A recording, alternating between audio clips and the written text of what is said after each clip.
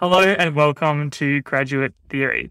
My guest today is a UX UI designer at BCG Digital Ventures. She's a freelancer, speaker, and a mentor. Outside of working full-time, she sells t-shirts, does food photography, writes blogs, and researches crypto. Known for turning hobbies into businesses, please welcome the side hustle queen, Penny Talalak. I love that intro.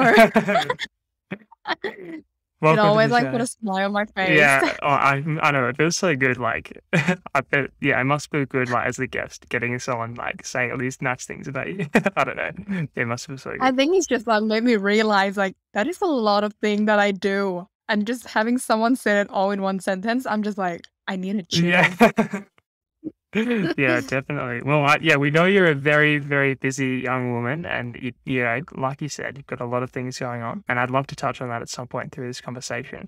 But I want to take things back to start off with about and talk about your experience with side hustles and doing things outside of uni or work, whatever it might be. And perhaps we can go back to your first experience with a side hustle. I'm curious to know, you know, what what did you end up doing? Like, what were you selling, or and how old were you, and kind of how did that sort of come about? Sure. So my first side hustles, some people might know this or might not know this, was that I used to sell jewelries when I was 17 years old. And I started when went back to Thailand during the long, long, long holiday, between year 12 and starting first year uni. It was like 4 months off. And because I was in Thailand, I didn't have like a part-time job that everyone was doing, like a summer school or such. I was really bored. So I wanted to sell something. And I was young. I didn't go through like a full process of defining the problems or what are the users' needs. I just wanted to make jewelries. So I didn't really research that there was a need for it, but it was creativity and I loved making things. So I started with making jewelries like bracelets, necklace, handmade, and got materials from Thailand. So it was very convenient for me to start off the hustle. And I didn't market as much. I just post on Instagram and, always the first customer is friends and family. Mm, And from there, because I started Instagram account, I'm already in Thailand, so I started website for it and did some website design. I wasn't a designer back then as well. So my design wasn't as great, but I just needed something to do. But I knew myself what I love doing was selling. I love talking. I wouldn't say like persuading people to buy stuff, but marketing. I love doing those kind of thing, like advocating mm, for what I love doing. Um, that's one thing. So you gotta believe in your products so yeah. that you can sell them. And I love my products. I was really encouraging people to buy my jewelries. That's what I'm Mm, good at. But if I were to do sales, probably not. So yeah, I really have to love the products to do it. Yeah, and I did it for 3 years. Fast forward on that, I started doing engineering at university. I really wanted to be an engineer because it was kind of the early occupation that I knew, that has the reputation apart from doctors, lawyers, accountants, like, yep, everyone knew what engineering was. So I started to do engineering. I wasn't really good at maths or physics as well. mm, I just did it for the sake of that. So I started before uni and then I kept doing it while studying engineering, which was tough mm, because I was struggling in class as well as struggling to sell jewelries. Like I was just struggling in general yeah. and like nothing was going good. So I wanted to change degree. It was either choose engineering or choose to go business side. I wanted to change to commerce. And I thought about it every single day. I woke up and I thought, do I need a commerce degree to be an entrepreneur? Do I need a commerce degree for another 3 years to have a business where I already have a business? And I kept asking myself this, and maybe I do marketing, maybe I do design, maybe I do like just entrepreneurship course.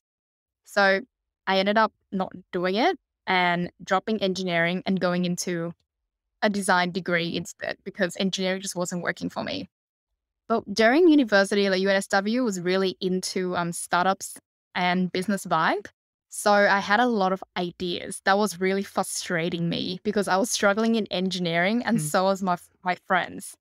And I wish I knew that engineering wasn't for me before I got into engineering. mm, So I had a lot of ideas. Like how can we help future, future students, future university students realize that passion and what the degree was like. So I started applying, just ideas competition, startup competition, like pitching competitions, and just writing my ideas down without, business plan or business model. I just had an idea because it all started with an idea, right? Yeah. And actually it started with a problem. Like it started with my frustrations. And then I started actually researching into like, is it just me Yeah. or is this actually a problem? Has that been a problem, like a common theme? Because I know you said you're doing the jewelry and there's other things that you've done like over time. Has that been a common thing where you kind of it's been a problem for yourself and then you've been like, okay, perhaps this is a problem for other people, and then it's kind of started that Yeah. way? Would you say that's the case? Yeah. Yes, always started with me first. Like I'm Yeah. always the problem. But then I kind of thought, am I alone? And there's got to be someone out there who's experiencing the same. Mm. So whenever I come across a problem that's like a big issue that I see that maybe I'm not alone, I always do surveys. And I would actually send out surveys. My friend, who, if they're listening to this right now, they know me so well and they're so sick of receiving my surveys and I Mm. make them do it. So each surveys that I send out usually get Mm. about like 100 response. Wow. Some of them that I would really need the response, I would push for it and get about 600. Like Wow. surveys, I was just known for getting surveys. And so I have a Goodness. lot of data. Yeah. The weakness was that I don't know how to do data analysis. So I just have a lot of raw data that I do and I just read through it and just analyze it manually. Mm. And I found it was a problem. And when you have the data back up, you are likely to be able to pitch it and use that data to tell the investors that this is the problem that 600 people are facing, something Mm. like that. So it helps a lot. And I was entering through these competitions. I pitched through it. I made people vote for me. And yeah, so it was more of like a startup without startup. Like obviously these ideas didn't get through. It was just an idea and I was young until one of them reached out to me, like one of the investment, like VC, like ventures. They were like, oh, we really like your idea, but we're happy to help you build it out and make it come to life. And I was Mm. so excited. Like, wow, my idea's coming to life. It's Yeah. like an app design. Mm-hmm. And their proposal was about if we are going to do an app design for you, it costs about $10,000. And I was 19 years old. And I'm like, no way. I don't have $10,000. Yeah, no, thank you. I'll just keep my ideas to myself. That idea now is actually being like existed. Like I Really? see Wow. it out there, like someone's did it. And I was like, oh man, I could have done That it. could have been you, yeah. Yeah, it could have been me. Oh no. But I met the co-founder. I was like, oh, Wow. 5 years ago, I did the research on it. Oh, that's Or so something good. like that. Like Yeah. it's so common now. And there's so many people are solving like similar problems that I went through, Mm-hmm. which is like bridging the gap between high school and university and choosing like the right degrees and Mm. such. So that was like my big passion then. Yeah. And now so many business does it. I'm curious, like you're saying you went and like did surveys and you got all that data and stuff. Like, where did you go to get that? Is that just something that you like posted on Facebook, like social media, different things, or did you actually go Mhm. into a specific place, like a specific community Yes. for that problem or something like that? So that one, because it was a problem, like, high school and university students changing degrees and Mm. not knowing what they want to do. Yeah. I sent it out to like UNSW discussion group, and that page alone has about 10,000 people. Right. And then I Wow. had people reposting on Facebook. Mm. And I also did for high school as well. So a lot of my friends were tutoring high school. I just sent them out to them. I was tutoring as well. So I made my students do it and just sent them like, it was a lot of data. So that's why I reached about 600 of them. Mm. And yeah, mainly Facebook and pretty much direct message. So when it comes to surveys like these, yes, I do post on Facebook, but I always direct message people. So Yeah. that's why like my friends know me very well. It's like, oh, another survey for Penny. Yeah. But I keep it really short and really smart so that it's not like a boring surveys. So that's one Yeah, thing. that's good. I was going to ask, yeah, that was going to be my next question was like, what's the structure like? Because it sounds like you've done a few of these and have kind of worked out perhaps what the best way is to do it. And yeah, that's interesting. If you keep it short and maybe the questions are quite, you have, I guess, a pretty Mm, good think about the questions you want to ask because you don't get that many to ask. Yeah, is that like, how do you yeah. go about doing that kind of stuff? So this is like when I was 18 doing surveys, and honestly, like probably what's made me a UX designer right now, Mm. asking questions and interviewing Yeah. people. I wouldn't have known that I was a surveyor back in the Mm, day. The type of questions I usually keep within less than 30 minutes, something that you can do fast where you can just answer like bullet points, mhm, not bullet points, like boxes. I always use Google Form because it's cheap and it's free. mm, Sorry, because it's actually free. mhm. So that's one. And the questions, they actually quite long, but because the way that you introduce the questions, people stop realizing the time and they just keep answering the questions because then it becomes like, oh, I actually came across that problem. Like I'm actually angry about Yeah. it and completing the surveys. And because you're already halfway through, I think most people just kind of finish it Mm, and always keeping it like 1 minute, like, introduction. You've got like the classic never ask for the name. That's one thing. mm, And never ask for gender. I think like age range, I don't think that's kind of necessary as part. Like you try to limit the amount of personal information as much as possible. So mm, for me, like I had year group, like what year you're in, uni of years, like that's easy. And try to make it most tick boxes and check boxes as much as possible, like reduce typing time. So that was me because like check boxes is quick, right? mm. And you can do that within 30 seconds. So that was one, like the classic, what university do you go to? What year? That's like 3 seconds done. Next one's, yeah. So it's just like, what degree do you do? They can type that in. So it's like, do a survey, something that they already know and they don't have to think a lot. That's how you get people to do surveys quick and fast. Mm. Yeah. Yeah, it's a good point, and yeah, definitely good things to consider when you're doing that kind of thing. Is that something Mm. you said you did them a lot when you were in university? Like do you still do a survey, or do you do like different kinds of market research now for the things that you're doing, or is it still do you do any market research, or like Yeah. how do you go about doing it now? Is it still survey, or do you have other methods to go about it now? Oh, absolutely. Survey is like the easiest and Okay. cheapest way to do it now. Hmm. So like type form, easier to do. That's what we do at work and usually UX designers too. Mm, Surveys, but now we have another type of testing, which is MVT testing, like testing with Facebook ads. Very easy, but very expensive. Like you gotta have a budget for it. And Facebook ads get a lot of data, the kind of people who clicks in, the kind of comments you might get, the kind of likes, like see like who interacts with your ads. That's a lot of data to validate as well. But most of what I do now is probably use the interview, like actually talking to them one by one. mm, So that's more intimate, but also more costly because you're paying for their time. mm. But also like it's more detail, but less quantitative. Yeah, it's more quality. Yeah, sure. And how do you think about the kind of balance between market research and then just doing something because you're interested in it? Because there's certainly a point where you can sit and do market research, for ages and then not actually Yeah. do the thing, right? So how do you think about that, particularly thinking about some of the side hustles you have at the moment? Like, what do you think the right balance is between, researching the market and then actually starting? This is a tough one, right? Because a lot of people, when they want to start something, they do so much research. And a great example is like selling things on Amazon FBA, or like starting an e-commerce business, starting whatever business you are, you do a lot of research. And that's fine. Like I do research too. But for me, it's all about I'm a very practiced person. Like this depends on type of people you are. Like, there will be a risk taker person and then there will be like a risk adverse type. Mm, And that's fine. Just one might be faster than the other. One might fail faster than the other, but it's always better to fail faster so then you learn faster as well. mm, Right. Whereas like one might do so much research, know exactly right or wrong, but when you put it into practice, it's different. Like you may be watching so many hours of Amazon FBA video, and I still watch it every day, and it's like so confusing.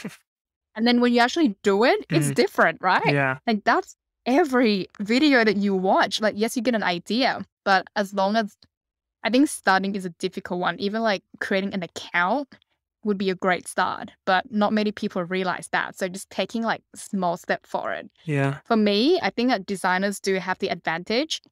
But when I wasn't a designer, the way that I validate my ideas is just talking to friends. Mm, So that's part of market research already. Talking to friends, like maybe like 5 people. Once you get to 5 and you see that it's not really worth anymore, like the ideas is probably like been existed, that's when you stop. Yeah. Mm. Yeah, that's cool. It's interesting. Because, yeah, I know that you've like, kind of built up these kind of, heuristics or like, kinds of ways of doing things over time. Because I know, yeah, you do plenty of this stuff. That's really interesting. Oh, but you mentioned Yeah. something there about, failing fast and, the kind of if something's not going to work, you should find out quite soon.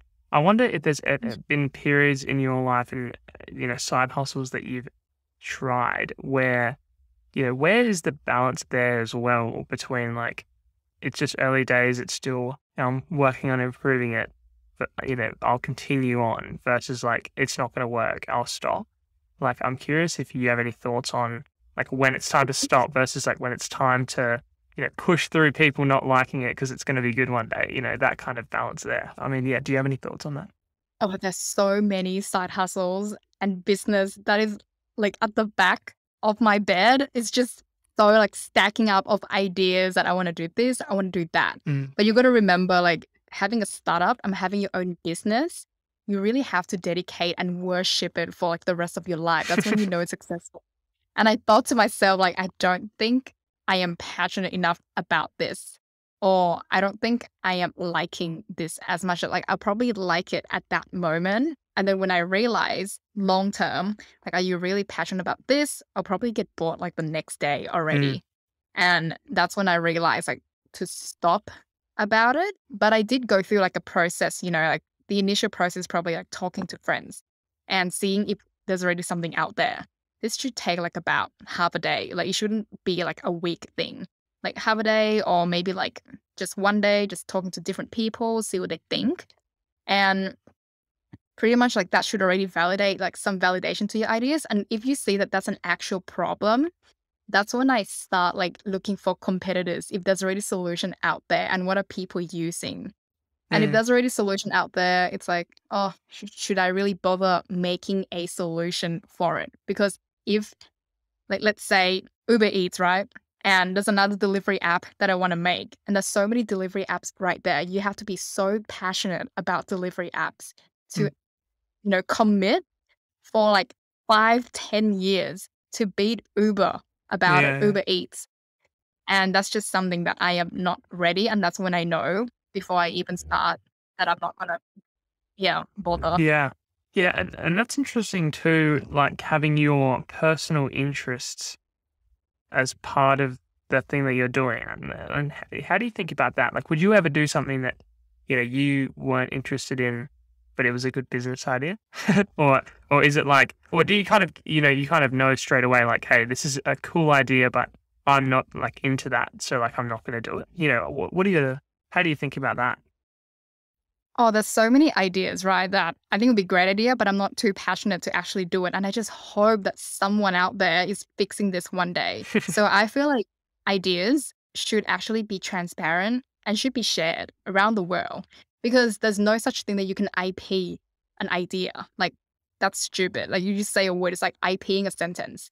So, like, yes, you can patent a business idea, but you got to have like a full business plan about it. Like when it comes to like brainstorming, no one's going to patent a stickies or whatever they do. Like it costs a lot. And who's going to bother doing that? And if you're actually going to bother doing that, you already waste so much time and money. Might as well just make an idea. So there's a lot of people who are tight, like very conservative of their own ideas and how things work and solution. And I try to kind of encourage people to be more open about the ideas. It doesn't mean like that people are stealing ideas. Like so many people are talking about, oh no, you stole my idea. Like Deliveroo is the same as Menulog and also the same as Uber Eats. So they're still successful, right? It's still business. And I think like, yes, if you're going to have a business and it already exists out there, I don't think that should be a stopping point if you're passionate about it. I just wasn't passionate about it. I wasn't like bothered to actually compete with Uber Eats. But there will be some people who are bothered and very passionate about food delivery to come up with a new business idea like Milk Run, for example. That was like a new business idea with like, I don't even know, a scalable business model that doesn't scale. It's only like working in Redfern and Eastern suburbs. It doesn't even deliver to my place.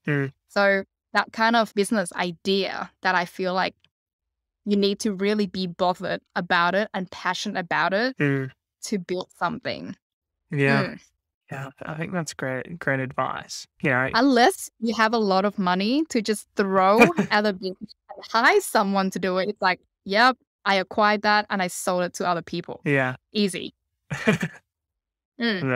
That's a good point too. But I think that's interesting. Yeah, like your personal interest, it takes quite a high priority in the things that you do. Because yeah, I guess that's what's going to be carrying you over the long term as well. If you're not interested in it, then even though it might be a good idea, yeah, is it really worth doing that if you're just going to get bored like pretty quickly? But you made a great point, right? It's like, I don't like doing this, but I make a lot of money and it's a great business, Mm, but you'll never be happy with it. I think at that point, you will then realize that money doesn't make you happy. mm. Yeah, It's true. always the same. Yeah, that's a good point. Thanks for listening to this episode of Graduate Theory. If you haven't already subscribed to the Graduate Theory newsletter, you can do so via the links in the show notes. The Graduate Theory newsletter comes out every single Tuesday morning with my thoughts and lessons from each episode. But without further ado, let's get back into it. Perhaps we can talk a bit now. I'm interested to hear your thoughts on sort of time management and productivity as you think about doing these things on the side, because obviously you're working full time at the moment and then you've got, I'm not even sure how many things on the side at the moment, How but many it's quite a times? few. I'm interested to hear, how you go about managing your time and how you think about productivity. Do you have a kind of a system that you follow, whether it's, like, do you have like your calendar like fully planned out, or do you, are you more of a just do what I feel like doing? I'm curious to hear like how you actually think about managing your time.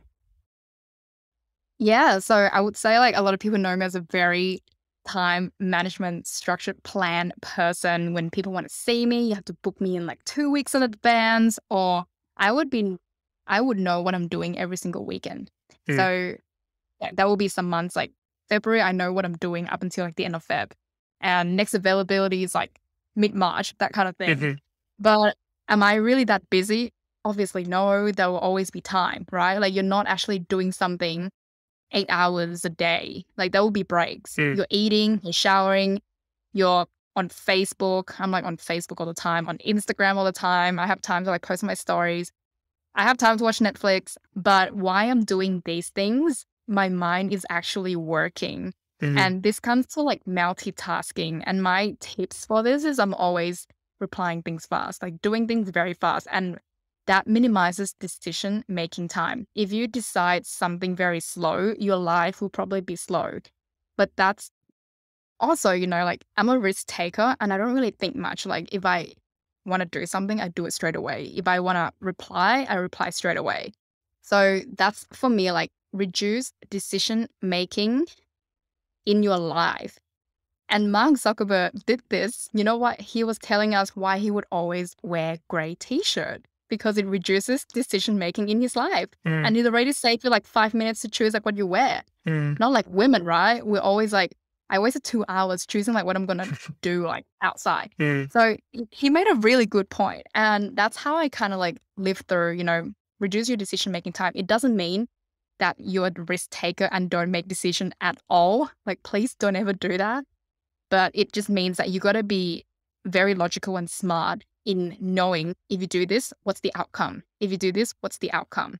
So just, reduce that, like be a fast texter. That's something. yeah, I'm always a fast texter, yeah, always on my phone and always there for people. mm, And one of the reasons being that I'm always on my phone and be there for people is that if you're not there, every minute you're losing an opportunity. So taking for example, if a friend's upset and they texted you and you're not there because you're just probably not on your phone. Maybe you're busy or something. That's fine. Then you're already losing that opportunity to be there for someone, like to be there for her, for she's upset, and she will go to other people and she will stop relying on you. mm, And for me, like I want to be the person who's actually reliable, and I want to create trust between people, and that's where I feel like you're being a good friend for it. So that's more about like friendship kind of type, and then it just kind of grow on me that I'm just always a fast replier. yeah, Same as like job, right? If if like, let's say someone wants to do a website design, and I'm like, if I'm a slow replier, I will lose that chance and they will go to someone else who will reply like faster than you. So it's just that mentality. And that's why like I'm always replying fast, because you got to be first in the line and you got to be fast in action, because there will always be someone who will be above you and Yeah. faster than you. So yeah, life is all about competitions, and that's like my time management. Yes, I have a calendar, but I do time box everything as well, except maybe Sunday, because like I really do need to Yeah. chill and I do want to have chill. So there will be times where I don't actually bring my laptop and Apple Watch, so I don't get notifications. Mm, And I use the way to chill, like just going out. Yeah, otherwise if I'm at home, I'm on like my laptop like 24/7. yeah. And when I'm on my laptop, like I have 3 screens. One screen is like work, the other screen is another work, the other screen is like another work.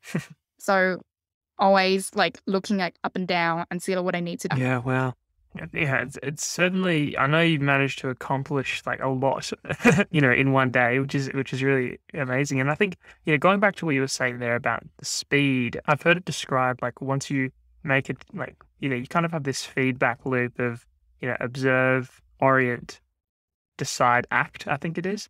So you observe the Yeah. situation, work out what you're gonna do. Maybe it's less than that. Maybe it's like orient, decide, act. Probably it'll be fine. Like realize the Yeah. situation, decide, act, and then get feedback on your decision. And the quicker you can complete that loop, like the quicker you can do things. So like what you were saying with the speed, if you finished something on like it took you a week to do something versus a few days or one day, then you're able to like get feedback on the thing that you've done. So if you finished it on Monday versus like Saturday, then you would have the feedback, midweek versus like, and then you can just see how the loop would just speed things up quite quickly. So I think that's really interesting Mhm. how you were saying speed is something that's quite important and making decisions quickly or replying Yeah. quickly. Yeah, I think it's really important for productivity. Like for me, like I find it really easy to start things. Like if I'm gonna start a business, I'll start it like in the next 5 minutes. If I'm gonna start like a new idea, I'll start like straight away, or Mm, like very fast at starting, but I find it really hard to end things. So when I start something, the next day I'll have to think about how am I gonna end this? And I break it down into like process, like phase one's gotta end, phase two's gotta end. mm. Otherwise, like my work, which is going like long, like this has been going on for 5 months. Why is it not ending? And I do tend to forget because I'm a very forward, like future person. I don't actually know like what happened in the past, which, Yeah. yeah. Yeah, definitely. Well, I'm curious to hear, what are if someone is working on a side hustle outside of work, are there any productivity or time management tips that you would give someone that's managing their side hustle or side hustles in your case, outside of work Hmm. hours? Is there any, anything that's worked well for you that you think, or any advice generally that you would give to someone in that situation? Yeah, I think a lot of it is, I would say, personality and characters. This is something that you probably can't teach someone, right? Like motivations, ambitions, yeah, time management, it's something to practice. But a lot of people are, I think it's the environment you're in. So if you're constantly with surrounding with people who don't have side hustles, you're probably not going to have side hustles.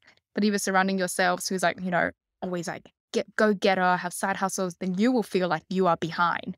And people don't actually realize that until they got out of the circle and go into another circle and you feel like, wow, I am like the odd one out. Mm, I think some tips for me who already have side hustles, I think they know what they're doing really well. And yes, you will have a mental breakdown. So please reach out to me. I do have mental breakdown too.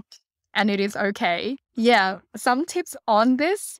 Honestly, I don't really have any tips. Usually it happens at night because people who have side hustles don't sleep before midnight. So yes, I will be up and I will be there for you. That's one, but also multitasking. Just kind of set your schedule. I'm always using like Kanban board, Notion mhm. to move things. And it is so satisfying when you move things across. And so there will be some cards that will be there for months and months. And it's annoying, right? Because you really want to move it. So what you can do is just kind of break down into like little cards. So you can just move it as like every single day, because they're breaking down little tasks instead of having it as an own like little giant umbrella. Mm, Break down like into step by step. even though like you can do a step by step inside the card, make sure that step by step is like a separate card. So that's a smart way of me just moving things, because it's a satisfaction that you're moving one thing to like done, and Mm, it feels so good. Yeah, so that's one. I use Notion for to-do list Kanban board, mm, and I would say I use Figma a lot to do calendar. So I've got a monthly calendar to see like when things should be done for my side hustles. And I have a weekly calendar, so then I know like in 1 week what events are on, like Monday to Friday. mm. So that's more of like a social calendar, that kind of type. Yeah. So that's how I function. But for people who want to start side hustles but they don't know how, that's a hard one, because it's about like motivation. It's about like finding what you want to do. It's about like finding if you're going to be passionate enough to keep up with it. Yes, you're going to fail.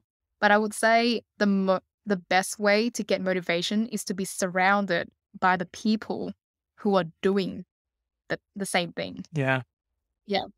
Yeah. I think that's good advice. It's that whole thing, surround yourself with like you're the average of your 5 best friends, and even surrounding yourself with people you want to be like, all that kind of stuff. I think is. Is that true with the 5 best friends? Like, what if you only have like less than five? I Like, what think happened? I think yeah. The way I interpret that quote is, it's kind of your 5 best friends is maybe, let's say your closest friend probably has the biggest impact, and then it kind of goes down as like the closeness goes down, and so then it's almost the sum of all your inputs, and 5 is maybe just a good number to pick.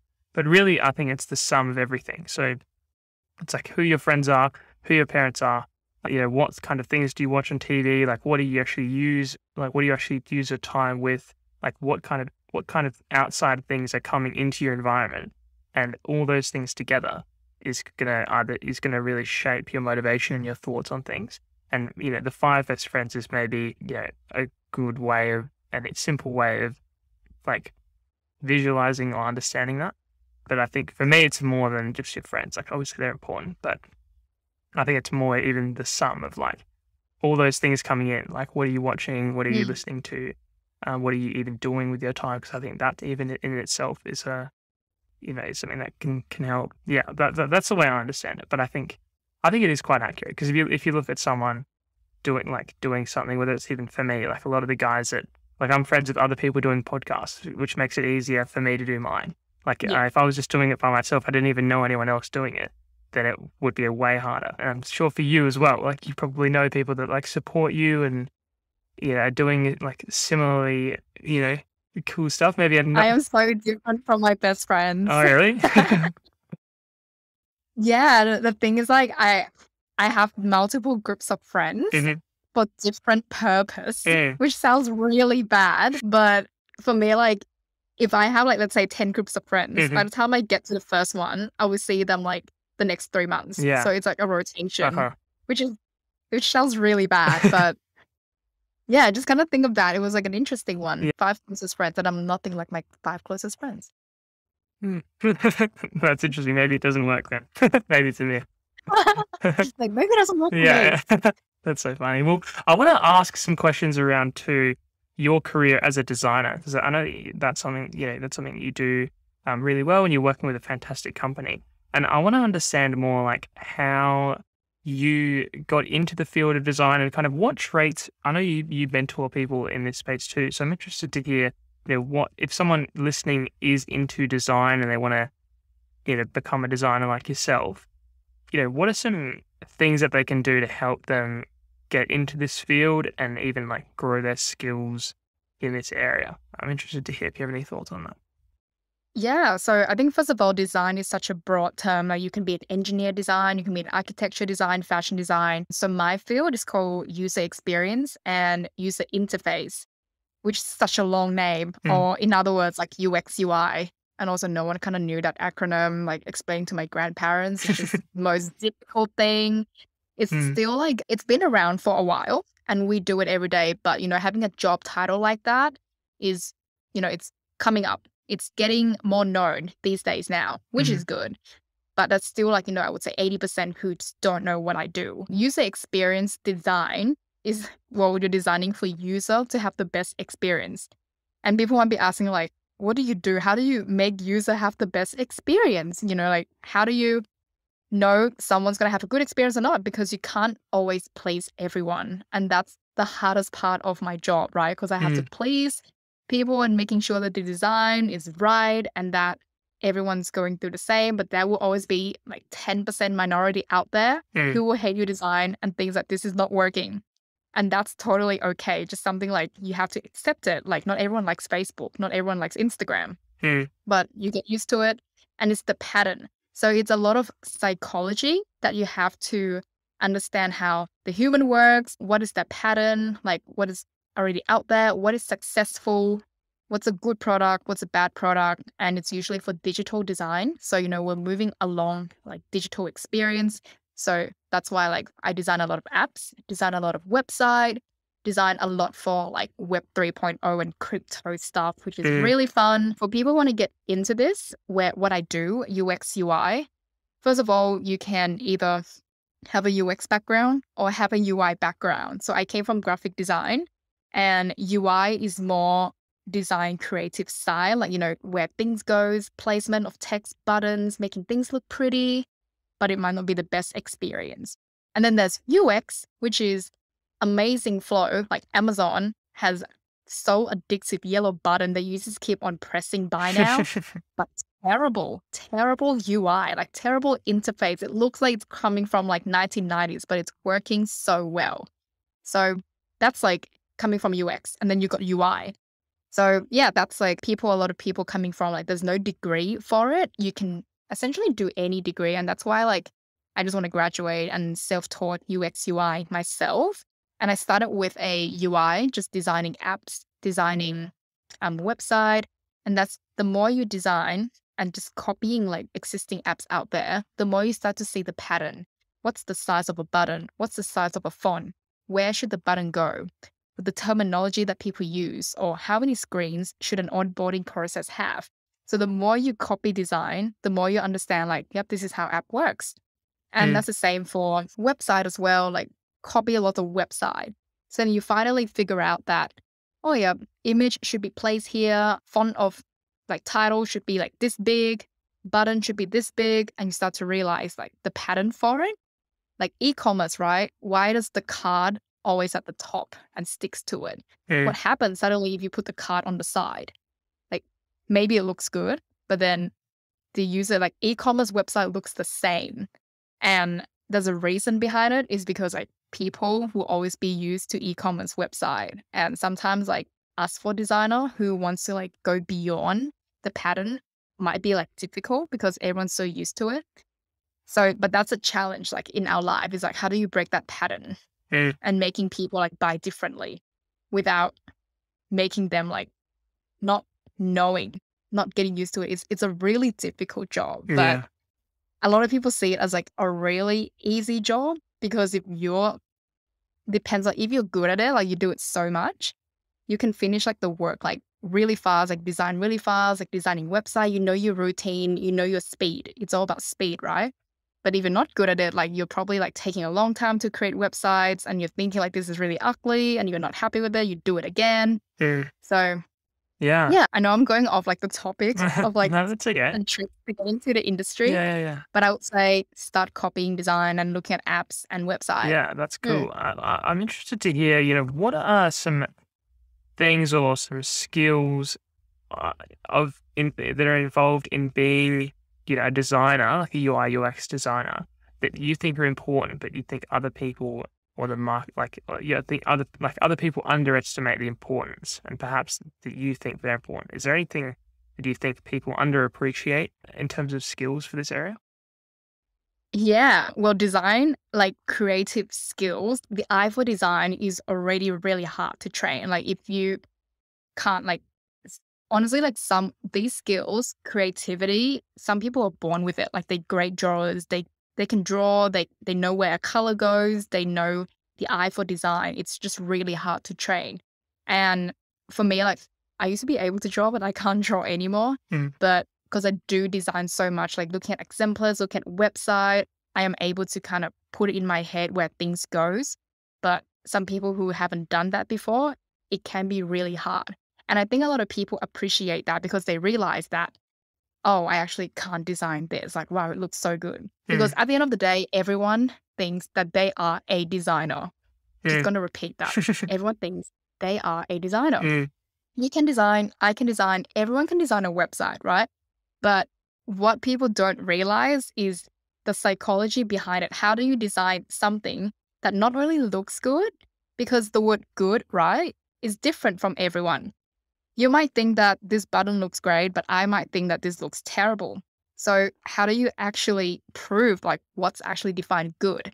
So in the industry, there's no such thing as, I would say, good design anymore, but more of like what's usable and get validation from other people, like the actual users and customers themselves. And that's like a great proven point that if you're designing an e-commerce website and it looks great, or actually, no, I don't want to say it looks great. Like, let's say you're designing an e-commerce website. As a designer, you might think it looks good, but the customers said it looks really bad. So it's not their fault. It's like your fault that the e-commerce website is not making sales. So that's something that I don't think people notice. Like, a lot of people don't hire designers because they feel like they can do it themselves. Like, logo is really easy to do now. You can get it for $10 from like Fiverr or Upwork. And there was so many like Freelancer, like .com that is marketing like website design for $10, logo design for $5. But there is a psychology behind it that you're missing. There's two types of designers. One, the cheap one that just you tell them what to do and they just do it for you. The two, the expensive one, you tell them what to do, but they take in like a grain of salt and they give you suggestions and advice on how to make it better. So a lot of people go with the first one, right? Because designers are very expensive. They just go for like, yep, this is what I want. I just need you to make it look pretty. And I have so many clients who's asking for like logo design. I just needed to make it look pretty. But then there are also other clients who actually need my suggestions to it. Like, I don't care that I know you can make it look pretty, but I want to know how to actually make sales and how to actually get more people visiting my website. That's the thinking behind it that not many people appreciate. Yeah. That's really, I think that's really interesting. The psychology behind it is something, that certainly if you were really interested or if you were interested at all, you could really upskill yourself in those kinds of things and improve as a designer quite quickly. I want to kind of start to wrap this conversation up, and I've got two questions left around your career as a whole. And the first one of these is, has there been a particular moment, or is there something that comes to mind that was a failure for yourself, or something that didn't go to plan but ended up being something that was a really valuable experience, or it was something that it was almost a failure, but it ended up being something that you really appreciate now and something that has turned out really well? Is there anything that comes to mind? Yeah, definitely. When I was applying for graduate position, a lot of my friends, final year, applying for internship and graduate position. And I went through a lot of interviews, as any other grads do. A lot of interviews, assessment center, design challenge. Went through like last round and then just didn't get offer. As in, like, I got 0 offers, where I would be listening to my friends getting 5 offers. Like, wow. And that point, I felt so low and thought to myself that, why am I not good enough? Like, is it my degree that is my fault? Or like, what is it that is missing? Is it my mark? Or is it that my degree is not aligning with what they're looking for? Or maybe there's just other people, and that made me doubt my skills a little bit, because I really wanted to get into UX UI. Like, I was so determined to get into UX UI, but there wasn't many UX UI graduate program. And I had some interviews as well at a UX UI graduate program, but I didn't get it. And I just felt like, oh, okay, maybe this is the end of the industry for me. And I thought I was doing so well. Like, I was doing so many app design and website in my own time. I had a very smashing portfolio, and which got me through like actual interviews and last round. But no, I just didn't get it. And I started looking outside of graduate program, and I got a job as like a junior entry level UX UI designer instead of just graduate. So I went I skipped the junior process and I just went through an entry level, just a normal UX UI designers. Mm. And I don't think they were looking for juniors as well. Like the job title was looking for UX UI designers. And it says like maybe 2 to 3 years experience. Like I had like zero experience because I just graduated. But I was lucky for my portfolio because I've done a lot of practice of like UX UI and I made my portfolio look like I have 2 to 3 years experience. Mm-hmm. And I had the eye for design that I practiced already. So even though like, I got a degree that is on UX UI, never actually had a UX UI job, I was able to land a role at like a legal tech firm. And my manager back then explained to me why he actually hired me, which was hilarious. It wasn't because I knew what I was doing. It wasn't because that I was, experienced in UX UI. It was because I didn't know a shit and I was just bullshitting in the interview. And he Yeah. was like, yeah, she's easy to train. So that was me like being open-minded in the interview and knew what I was doing, but I actually didn't know what I was doing. And he found it pretty funny. So he hired me and trained me up because he was looking for someone to actually mentor and able to train up. Mm. And I think that's for everyone for junior. Like, don't expect to be the best, but go in as your best self and act like you know like all the shit. But then at the end of the day, like they can see that you probably don't know stuff. So that was the reason I'm like, oh, okay, that's funny. And I grew a lot from there because I was open-minded. I was willing to learn. I was like, all right, hit me like whatever you want. And I started from ground zero.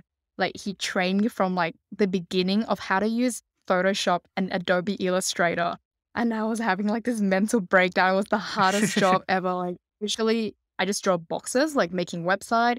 He made me like copy website in Adobe Illustrator. And that's like, you got to learn the hard way to be successful in the future, right? Yeah. And yeah, That's cool. best mentor out there. I always mention him. He has my Instagram. He's probably listened to this. Yeah. So Amazing. yeah, that was one failure. But then it also taught me about salary negotiation. Mm. And that was the best. Like, a lot of graduates asking, like, it's the low is really pay and all that. I'm actually very thankful that I skipped all the graduates program and got into the entry level at a higher salary even. And I was able to use that as a benchmark to like jump to another company and skip that. Yeah. So I felt like I didn't have to go through junior process as much. I think it's, for me, like I still consider myself a junior. I'm still a junior at my company. So yeah, you will always be a junior for someone. So that's just me. Like if you keep thinking yourself that you're a junior, then you will always have that mentality mindset that you're not good enough. Yeah. So, Yeah, definitely. And I think that's a great story. And yeah, I think it's really interesting to hear that you didn't get a grad offer and, look where you are now. I think it's really, it's been it's worked out perfectly almost. But I've got one more question for you today, Penny. And that's a question I ask all the guests. And it's, if you were starting your career, finishing the year, you're starting your first job again this year, is there any advice that you would give yourself if you were restarting your career today? Oh, that is a hard one because I love my job. Like I'm doing really well. And if I have to go back and start it over again, I would be panicking because the competition is way higher, right? Like COVID hit, so many people out of job, so many great designers out there. I think like if I didn't get a job offer, because like going through a job application again is exhausting. Going through a graduate program, I think for sure, I would not apply for graduate program. I'm done with that. So I'll probably look for something more entry level personally. And even though like the bench is so high, I'll probably start a business. If I'm going to start my career again, I'll start a business and I'll stop applying. Like I'll apply, but I wouldn't be upset if I don't get it because I'll have my own things to do. Yeah. I think that's cool. And it's certainly, you've shown that there are plenty of opportunities out there for side hustles and for extra things to do if you can look for them, and be interested in what problems need solving in the world. So I think that's great advice. And certainly I think we're in the period now where people are applying the grad roles for starting for next year. So I think that's great advice and very timely advice as well.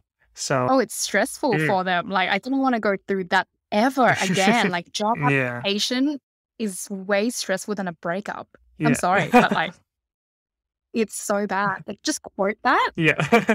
Or application rejection is way more stressful than a guy rejecting you. Yeah. Absolutely. That's it. That's Yeah, funny. because it hurts, right? Like every day you're checking your email, you Mm, didn't get a job, like your life sucks, and you're surrounded by people who are like making money and flashing their suit in Barangaroo. yeah. So that's one, and I never get to experience that because it didn't work in Barangaroo.